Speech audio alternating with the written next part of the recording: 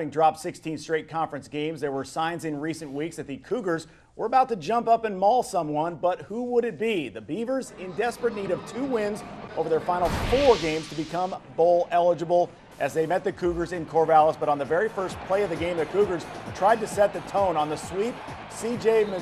Mizell rides Jaquiz Rogers about 10 yards out of bounds. Take out an innocent bystander as well. Mizell gets a flag for the late hit, but Wazoo clearly came to play. In the second, the Palouse posse gets on the board first. Logwan Mintz in from a yard out, 7-0 Crimson and Gray. Later, Jeff Toole, the sophomore, running with no fear, the 8-yard gain to the 1, but he gets blasted by Jordan Poyer, and he had to come out of the game. You can see on his face, he's struggling. Next play, James Montgomery gets in from a yard out, make it 14-0, the largest lead of the season for the Cougars. Ryan Katz and the Beavs had nothing going in the first, and after this interception, Katz was benched for a series in favor of Cody Vaz. 14-zip at the break. Washington State, the first time the Beavers have been shut out in the first half at home since 2004. Third quarter, more Cougs. The tool man back in there. Hooks up with the freshman Marcus Wilson. 33 yards later, it's 21-0 Wazoo, but Katz comes back. The Beavers' lone drive of the quarter. Katz finds Marcus Wheaton, 25-yard score, and again, just 3 Beaver offensive snaps in that period to the fourth. Beavs down 24-7. The Katz and Wheaton combo works again. 11-yard score, 10-point game at 24-14, but that was it for OSU. Chance Staden with the capper for the Cougs, collecting their first conference win since the 2008 Apple Cup, the Beavers' 3rd loss in the past 4 games. 31-14 the final. Jeff Toole, the difference maker for the Cougars, threw for 157 and a touchdown. He was also Wazoo's leading rusher with 79 yards on 18 carries. Yet over on the other side, the Beavers just terrible again offensively. Second game in a row, Quiz shut out of the end zone, but his 93 yards does move him past Cougar legend Reuben Mays for 12th in the Pac-10's all-time list. They ran only 48 offensive plays, their lowest total since playing the Cougars back in 1993. They ran for 221. The Cougars did nearly triple that of their average of 76 yards per game. Well, and Jeff Toole, as we mentioned, 236 yards on the day just by him alone. He was clearly the best player on the field. Tim, the Beavers have had their struggles on third downs in recent years, not just this year, but it seems based on the opponent, Washington State, who came in, with that unbelievable losing streak, this was as bad as we've seen it. Well, it's a classic trap game, and Ryan Katz has really got to improve his third down throwing. There was a couple drop balls, a couple missed plays there, but he's looking for some plays that maybe aren't there, and he's got to work to improve and grow. Yeah, and we saw the first play of the game right there by C.J. Mizell. Kind of set the tone. You see the Cougars taunting, and then it was from that point on, it was like the Cougars saying, hey, we're going to hit you in the mouth, and unless you hit us back, we're going to beat you. They brought an incredibly intense atmosphere to Reser Stadium, and you see right off the bat, 3 big plays in a row, big tackle, stop and quiz, and that's the attitude they had all game. Well, and the offensive linemen, Alex Linenkohl after this game clearly upset because during the game, Jaquiz Rogers got hit in the backfield numerous times. He was having conversations with the O-line. The offensive lineman said, hey, we got to do better. Yeah, and they do. There was 4-man rush, there was 3-man rush. They were giving up hits on Katz. There were some corner blitzes in there that got Quiz in the backfield, and those are tough run plays when you get a corner blitz hitting the back off the edge. Well, now the Beavers bowl hopes with the final 3 of USC, Stanford, and Oregon. They're really on life support here. That's a tough row. Those are the 3 best teams in the Pac-10 now, I think. The Beavers have been really strong in November, so that's what I'm hoping for. When I was coaching there, I don't think we lost in November. And then if history repeats itself, they'll do well. But you got 3 tough games with Stanford, USC, and Oregon, as you said. Well, Coach Mike Riley says he thinks they can fix it, but he also wondered how fast they can get it done. So we'll have to see if there's enough time left in the season for them to rally it. So the nation's most potent offense got shut down for a night, but Oregon still had enough to get their first win in Berkeley in 9 years. Still to come on Inside the Pac. We'll go back to Berkeley, where the #1 team in college football used a gritty drive to put this one away. Coach Kelly told us, this is going to be the drive that you'll tell your kids and grandkids about when you're old and bald and all that good stuff. So, and we just went out there and we grinded it out and came out with a W. Just 317 total yards for the Ducks against the Bears, and of that, 124 came on the ground. Still, thanks to the special teams, defense, and a clutch drive to end the game, Oregon remained unbeaten and is still alive for the BCS national title game.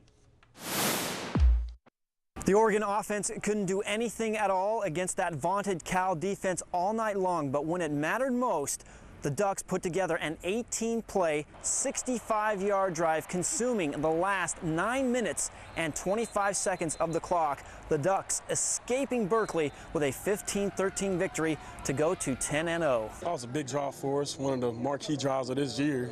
I think we came out, did a good job. Had some penalties, but we cleaned them up and got the first downs we needed. It's good for us, you know. I like being in games like this when it comes down to the wire. This is kind of, you see what your team is made of, and we won the game, and that's the only thing I worry about is winning the game, and I'm happy with that. This came down to the chance where the defense had to step up, and that's what makes a well-rounded team, proving that everybody had to participate to win. It's definitely nice to see the defense do well. Going up against a tough offense, or an offense that has proven that they can put up points and on the road, it's definitely exciting to come out with this victory. The Oregon defense held Cal to just 193 total offensive yards.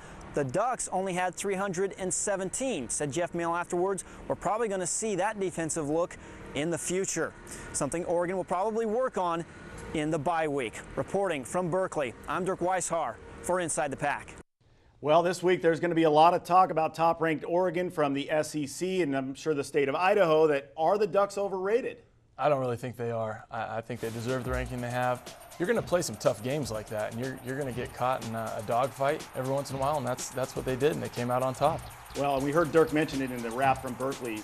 We've seen now the defensive game plan to stop Oregon's offense. I mean, I think they're going to see a little more of that in these final two games, don't you think? Well, that tough 3-4 that Cal runs, the spread against it, they play gap defense. You saw it all night. Holding them to 2 or 3 yards a carry, that's how you're going to stop that thing.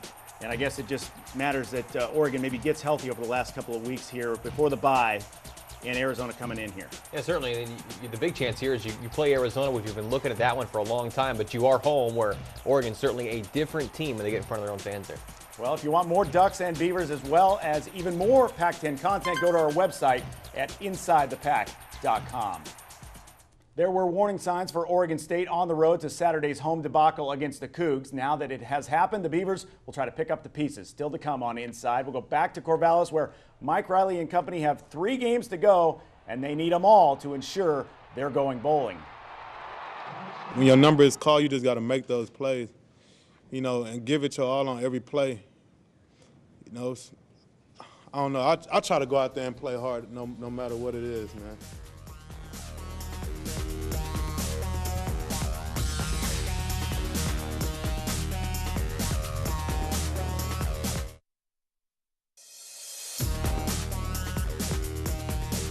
There have been some tough losses for Oregon State in recent years, but this one has to hurt more than any of them. After the game, the Beavers seem to be in shock as they've gone from being in control of their Rose Bowl destiny to being in serious trouble as far as a bowl game is concerned in a span of just 2 weeks. It's gut check time. You know, everybody's got to go home and look in the mirror. You know, really. You know, this one stings. It really does. Those games, you know, UW, CLA, Wazoo, it's like a bad dream, bad nightmare where you're trying to run fast and it's like you're going slow motion. You got dogs chasing you. We haven't made those improvements that you need to make to win games down the stretch.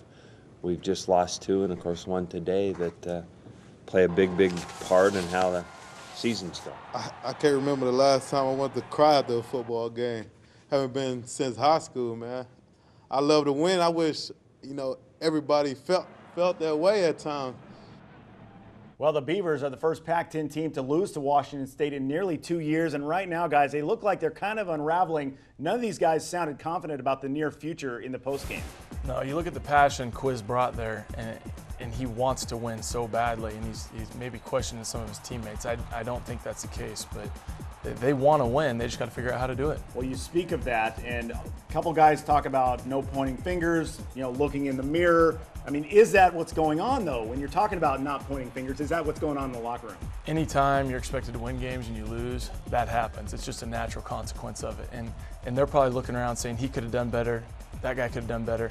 Ultimately, you got to say, I could have done better. So, yeah. Well, plenty more Pac-10 content online all the time. Just go to our website at InsideThePac.com.